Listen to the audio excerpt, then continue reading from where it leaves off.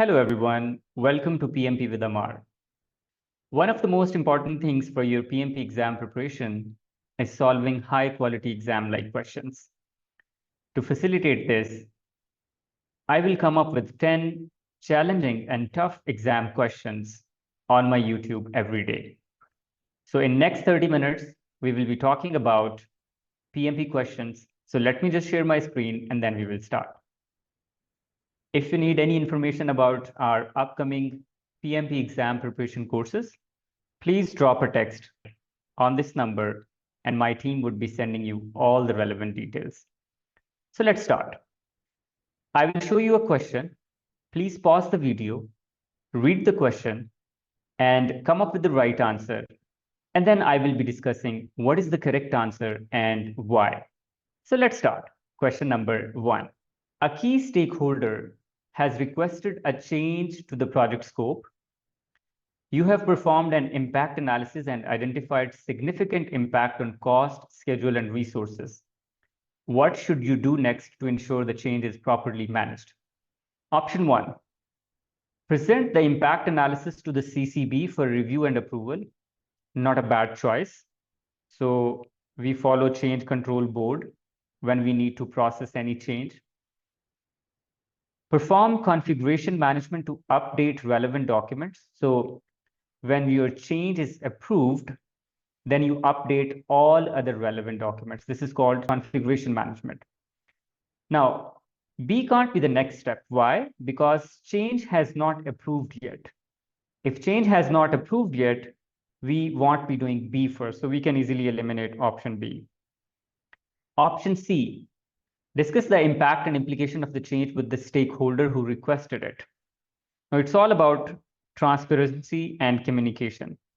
Now, if somebody requests something, they should be aware of the consequences or the impact. So without informing them, approving a request doesn't make any sense. So for example, if a stakeholder requests something, hey, I need an additional feature in the product, right? And they're not aware of the impact because impact assessment is done by the project manager or the change control board. Now, if as a PM, you have done the impact analysis, so before you send the change to the CCB, it's good if you talk to the requester, hey, this is the impact, right? So that they're aware of the possible consequences. And if they agree, then you send the change to the CCB. So not a bad choice. Option D, check if the change falls within your authority to approve without escalation. Yes, it's a good choice. We can do that, but right now we are not approving the change. We're just in the middle of the assessment, right? We have performed the assessment. We need to understand what we will be doing next. So before approval, it's good if we communicate the change with the requester to get their buy-in, right? So best choice is we will be sending the change or we will be communicating it to the requester. So discuss the impact and implication of the change with the stakeholder who requested it. So this is efficient way of handling changes rather than you send a change to the CCB and then CCB approves it and then the requester says, oh, no, we can't bear this much impact. So best choice is discuss the impact and implication of the change with stakeholder who requested it. Let's read the explanation. So correct answer is option C. After performing an impact analysis, it is crucial to discuss the impact with the requester stakeholder. Next question. You're managing a project and one of your team members has consistently failed to deliver their assigned task on time, despite multiple coaching sessions. Their behavior is now affecting the morale and productivity of the entire team, right? What should you do to address the situation? Option A, provide the team member with further training and mentoring opportunities. You have already done that. Has consistently failed despite multiple coaching sessions. So if there is no improvement, what's the point of organizing another training? So we can easily eliminate option A. Option A can't be the right answer. Option B, conduct another performance review and adjust their responsibilities. So it is clearly mentioned that despite clear performance improvement plans, the behavior hasn't improved. So there is no benefit of conducting another performance review. So we can eliminate P as well. Option C, recommend removing the team member from the project to prevent further impact. Not a bad choice, right? Option D, request the project sponsor to intervene and provide guidance. Now, between C and D, what we should be doing? Now, sponsor's job is to provide support to the project manager. Sponsor's job is to provide approvals. So project manager seeks approval from the sponsor regarding more resources, regarding project initiation, regarding project authorization, regarding project closure, transitioning, right? It's the project manager's job to decide how they would be managing their resources.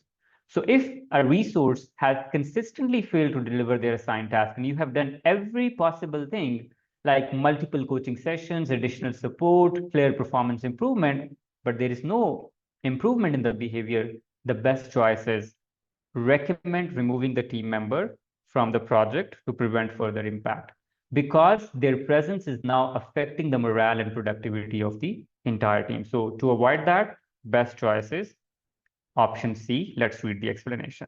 When a team member consistently fails to meet performance expectations, despite receiving coaching support and performance improvement plans, and their behavior is negatively impacting the team's morale, the best course of action is to remove the team member, right? I hope you understand. Next question.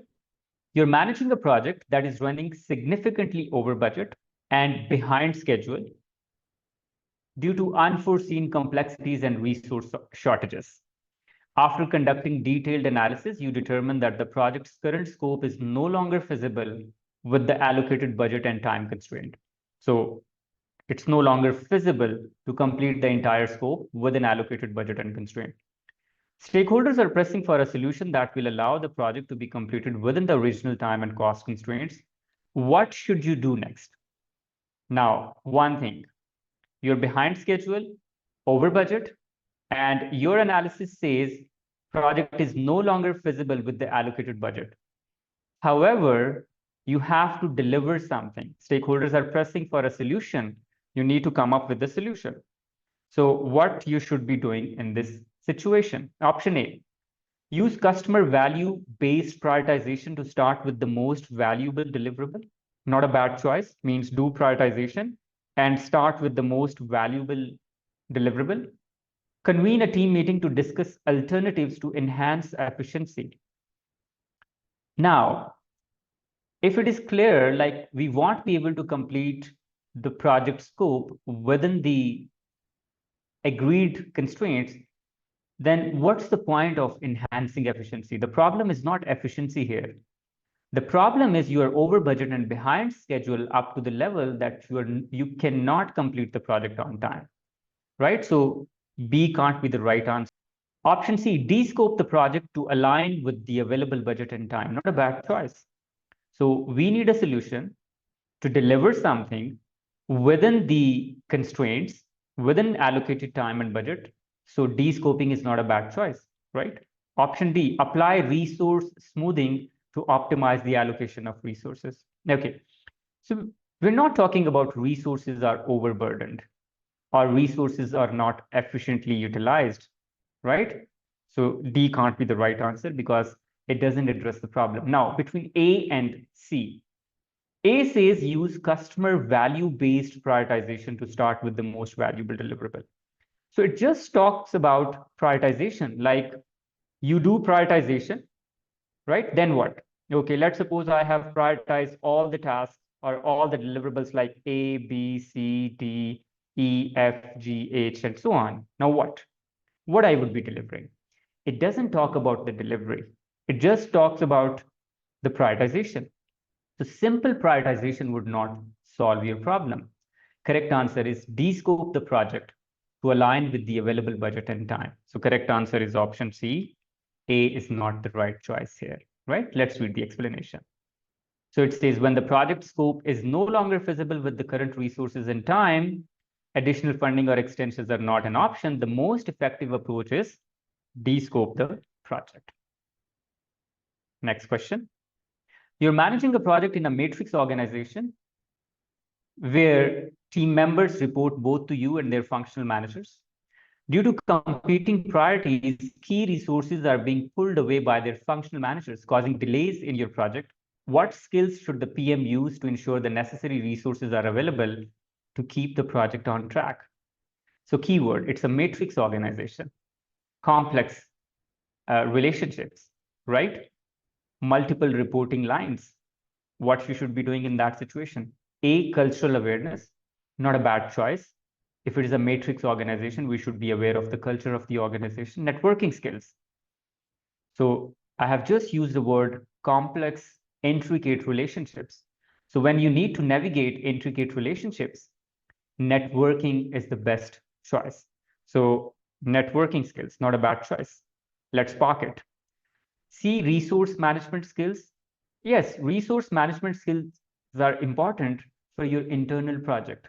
But when we talk about resources across functions, right, then you need more than just resource management skills. So it's not about how you will be optimizing resource allocation. It's about acquiring resources. It's about getting resources, right? So for that, you don't just need resource management skills. D, empathy. Empathy means being in someone else's shoes, look at things from other person's perspective. That's a generic option that's required everywhere. It's not specific to matrix organization. So we can easily eliminate option D and option C. Now A and B. So culture versus networking. So culture is having overall understanding about how matrix organization works, what are the values, what are the norms, right? These are helpful. But the specific answer that would really help you to navigate these complex or intricate relationships is to have strong networking skills. If you have strong networking skills with those functional managers, you can just have a face-to-face meeting, have an interactive discussion with them, and you can convince them for the resources that you need. So having right networking skills would be really helpful in navigating these complex relationships when you're working in matrix organization. So correct answer is option B. Let's read the explanation. So in a matrix organization, networking skills are crucial for a project manager to build relationship with functional manager and negotiate effectively for the allocation of resources. Next question. You're managing a project in an organization that has traditionally relied on a command and control management system. To improve collaboration and innovation, senior leadership has decided to shift towards a more inclusive and flexible culture. As a project manager leading this change initiative, what is the best way to initiate cultural change? Now, you want a cultural shift from a command and control management system style to more inclusive and flexible culture. So what you should be doing? Option A, use a top-down approach by having senior leaders consistently model the desired behavior, not a bad choice. A change starts from the top. So top-down approach, not a bad choice. So let's park it. Option B, conduct a workshop to train employees on the benefits of the new culture. It could be helpful, but we need to see which one is the most effective or the best way to initiate cultural change. Yes, it would be effective. If people are trained about benefits of new culture, then they would emulate those values. Option C, involve key stakeholders in defining and modeling the new cultural behavior. Now, whatever the new culture would be, stakeholders would be involved in developing those values and culture. They are involved. So what we want to do, if you see the highlighted text, we want to shift towards a more inclusive and flexible culture. So let's start by including people. So involve key stakeholders. So you're starting with inclusivity here, right? So it's like leading by example. So you're involving key stakeholders to give them confidence. Like it's not just a theory, it's not just a plan on paper. It's a practical thing that we really want to do. So it shows your intent. So involving key stakeholders in defining and modeling the key cultural behavior is a really good choice. And it's a better choice rather than just top leadership. They consistently model the desired behavior. Option D, introduce incentive and reward for employees who adopt the new culture quickly. Yes, could be helpful, but not that much helpful as compared to option C. So C is correct answer. All other options are less effective here. Let's read the explanation. So the best way to initiate cultural change is to involve key stakeholders in defining and modeling new behavior. This approach fosters a sense of ownership and commitment. So correct answer is option C. Next question. You're managing a project in a functional organization where functional manager control key documents. Despite repeated requests, a functional manager is intentionally withholding important project documents. So intentionally withholding important project documents and information to maintain control and authority over the project. What should you do to address the issue? Now, what's happening here? You're managing a project, you are in a functional organization, means functional manager has a lot more authority as compared to you, right? They are powerful. Now, the problem is, despite repeated requests, you have already made multiple requests. And a functional manager is intentionally withholding important project documents. So it's not something like that, like it is done because of lack of communication. It is being done because of lack of understanding how important these documents are. No, the problem is they are intentionally withholding important project documents. Why? To use information as a means of power, right? So when somebody is doing it intentionally and despite repeated requests, there is no change, conducting another meeting wouldn't be fruitful. So B, which looks a very good option, wouldn't be helpful in this situation, right? And even if you have a policy, but if a person has a behavioral problem, like they intentionally withhold important documents, even having a policy wouldn't be helpful in this situation, right? It requires that change in the mindset, change in the behavior. So if you have made repeated requests, the best choice next is talk to the sponsor, talk to them and say, hey, I have requested multiple times. I need this information. However, relevant functional manager is not providing. So correct answer is request the project sponsor to intervene and obtain the necessary documents. So the key word is despite frequent or repeated requests, nothing has changed. If nothing is working, escalate, talk to the sponsor. So D is the correct answer. Let's read the explanation. So when a functional manager intentionally withholds important documents and refuses to cooperate, it may be necessary to escalate the issue to the project sponsor. So escalation, sometimes we do escalate when things don't work. Rather than wasting time, we need to escalate. That's why escalation is one of the skills that we need, and we have escalation policies in project management. If we don't escalate, then there is no need of escalation policies. So when things are out of control, we do escalate. Next question. You're managing a project in an organization where team members view documentation as a burden.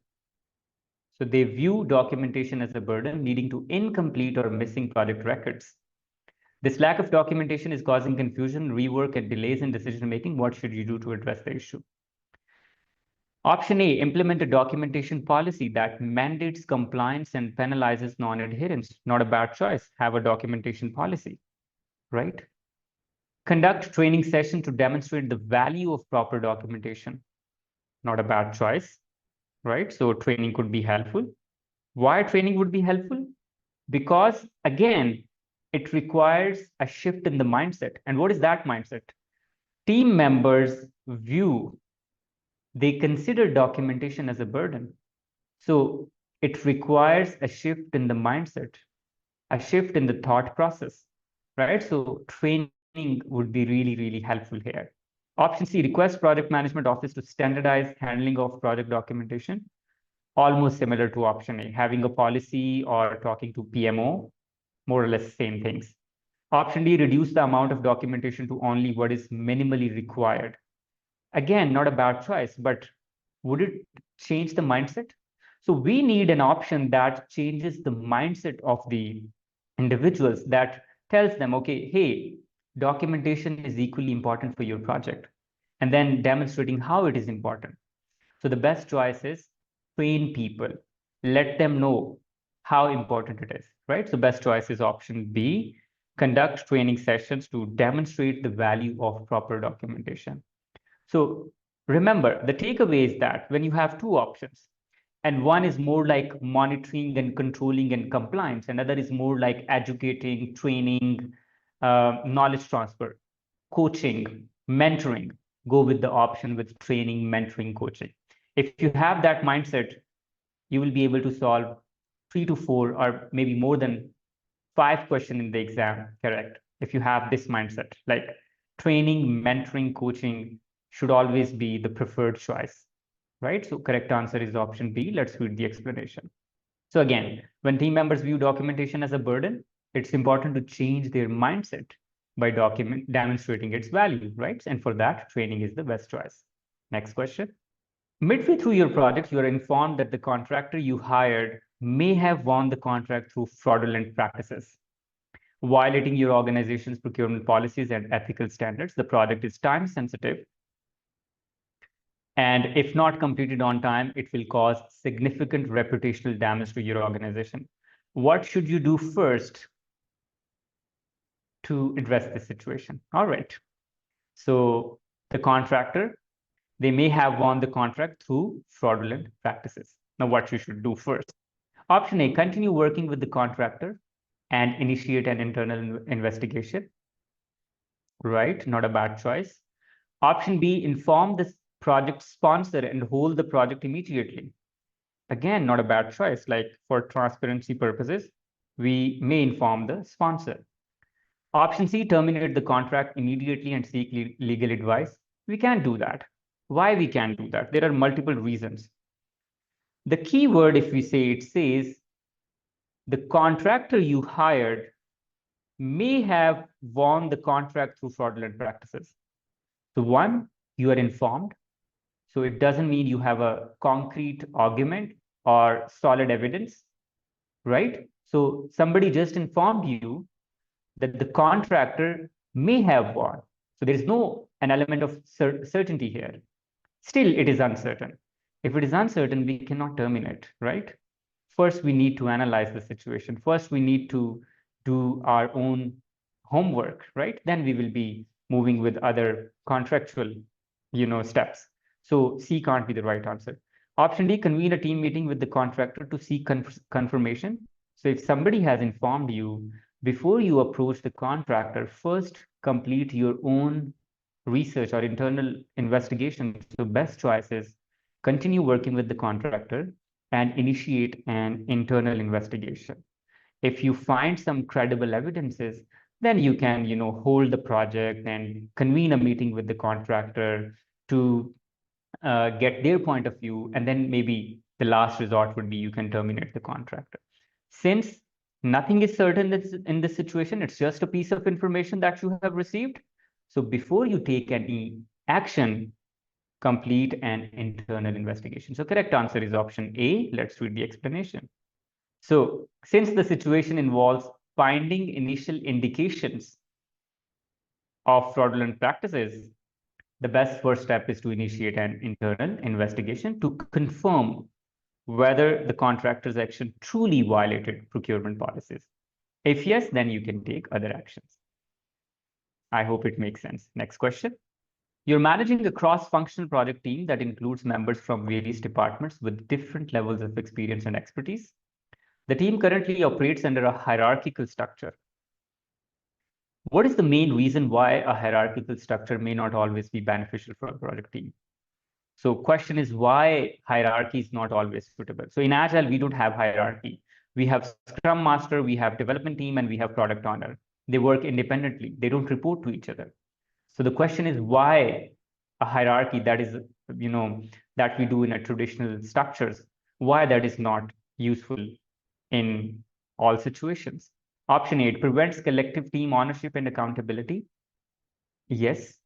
I mean, if it's a top-down approach, senior people make decisions, maybe junior team members, they don't feel much accountable or responsible. So could be the right choice. Let's park it. It makes communication difficult and creates confusion. Now, when you have a well-defined hierarchy, communication becomes easier, right? So for example, if you have well-defined structure, so Mr. A would be reporting to Mr. B and Mr. B would be reporting to Mr. C, and we have defined teams, communication becomes easier, right? Because we have well-defined reporting lines, so we can easily eliminate option B. Option C, it limits creativity and can slow down decision-making. when decisions are made by the senior people. So if you are doing something, you won't be creative, right? Because you need approval from your senior and they need approval from their senior. So yes, not a bad choice. So yes, it limits creativity and of course it slows down the decision making. Decentralization is opposite to a hierarchical structure. So if it is a decentralized structure, then decision making would be quicker. So yes, not a bad choice. Let's park it. Option D, it consumes more time in monitoring and oversight. Yes, but if it is productive, that's not a bad thing to do. Yes, it consumes more time, but spending time in monitoring and oversight is not a bad thing. If it improves your project, it's a good thing. So D is not relevant in this situation. Now, between A and C, it prevents collective team ownership. Yes. And option C, it limits creativity and can slow down decision making. Now, when you're working as a team, all right, so when you're working as a team and you have a well-defined reporting structure, the entire team is responsible for that because you know you're a part of a hierarchy. You cannot escape that, right? So A is not 100% true.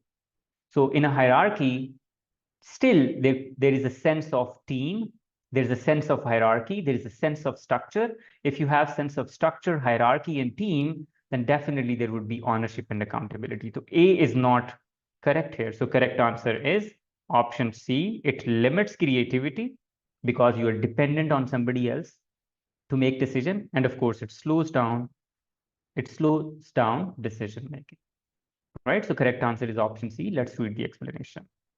All right, so a hierarchical structure can limit the effectiveness of project team by restricting open communication, creativity, and collaboration, right? Next question. During a complex project, the team has been working long hours to meet critical deadlines. The project manager notices signs of fatigue and burnout among team members, including decreased motivation and conflicts. To address these issues, what should the PM do to ensure the team's well-being and maintain productivity in the long run? So team members have been working for long hours to meet the deadlines. Project manager notices sign of fatigue and burnout. And as a result of that, you can see decreased motivation and conflicts. Now, what should be done to have a balance between well-being and productivity? That's the question. Now, option one, schedule a series of performance reviews to identify areas of improvement. This has nothing to do with the question. Question has already identified areas of improvement, like it's fatigue and burnout, right? So doing the same thing again won't be fruitful in this situation. So we can easily eliminate option A. Option B, implement a flexible work schedule to allow team members to manage their work-life balance more effectively. Not a bad choice, since team members, there are signs of fatigue and burnout. So having a flexible work schedule and allow team members to manage their work-life balance is not a bad choice, right? So it will address the well-being part, okay? Option C, encourage team members to use their leave days to rest and recover on their own. Now, what we want to do, we want to have a balance between well-being and project productivity, right? And team have been working on, to meet critical deadlines. So it's not something which is flexible. So allowing team members to manage their leaves on their own means complete flexibility, not a good choice, right? So we won't be doing that. So C is not a good choice. Option D, allocate time for healthy team activities such as gamification and relaxation breaks to promote well-being and improve team morale. Now between B and D, B is implement a flexible work schedule to allow team members to manage their work-life balance. Yes, that would be helpful, but it doesn't address the productivity part here. It helps the well-being part when you have flexible schedule. Yes, it makes sense, but it doesn't talk about productivity. So to maintain productivity, the best choice is have some time for healthy team activities and some breaks, relaxation breaks to promote well-being and improve team morale for productivity. So the best choice is that addresses both the things, well-being and productivity, is option D. So D is correct. Let's read the explanation. Schedule a series of performance reviews to identify areas of improvement. And adjust targets. So I have written it's not effective as performance reviews may increase stress and do not directly address the. So A can't be the right. B, implement a flexible work schedule to allow team members to manage their work-life balance effectively. A good approach, but it may not fully resolve issues of team morale and collective well-being. And C, encourage team members to use their leave day to rest. So this option places the responsibility on individuals. So we won't be doing that. D, allocate time for healthy team activities. So it actively promotes team cohesion, reduces burnout, and enhances motivation and providing collective downtime. So this is correct answer. All right, everybody, we're done with today's session. I hope you have learned a lot. I would be uploading next 10 questions tomorrow. You can subscribe to this YouTube channel because whenever we will be uploading a video, you will be directly getting a notification. Thank you so much. Happy learning, and I wish you all best of luck for your PMP exam. Take care. Bye.